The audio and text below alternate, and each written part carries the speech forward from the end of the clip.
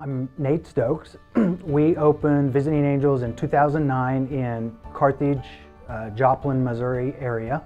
And then had the great opportunity to acquire a second Visiting Angels over in Springfield, Missouri. My wife is a big support to both of our office staff, personnel, and my son actually works in the business. Without the two of them, I think I would be lost. So certainly it's a family-oriented type of business which we love to participate together in. In 1999, my own grandparents' health began that decline. They were in their mid-80s.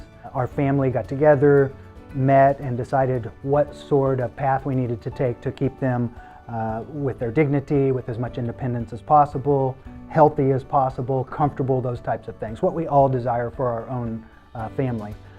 We hired outside caregivers because our family simply couldn't cover around the clock 7 days a week. So our comfort level was to have someone there all the time with them. My grandfather was blind and my grandmother was very frail.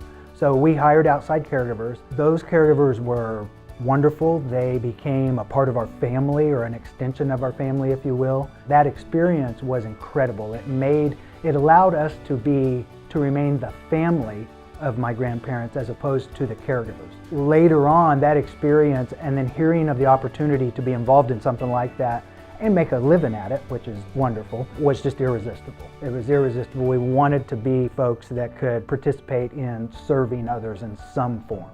And so Visiting Angels was the way to go. One of the first clients that we were able to provide service for was a gentleman with ALS.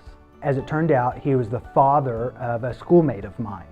And so there was some connection there.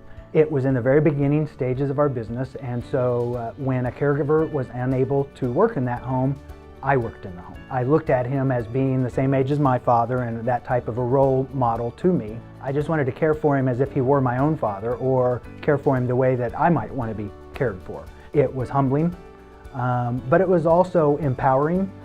Because it is about the sanctity of life, even in the older years. I didn't know the gentleman prior to this disease, but that doesn't matter.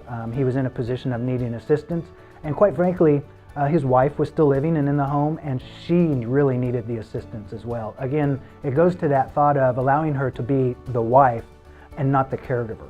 And so in my participating in the actual caregiving aspect with this particular man, it really gave me an empathetic view of what our caregivers actually do in so many different ways. I'm so glad that it ended up that way in the beginning of my business, so that I could get out and really understand what it's like to be that caregiver. I think I got the incredible opportunity to be involved in some really difficult hands-on caregiving work, and so it gave me a great perspective to then build my business from there.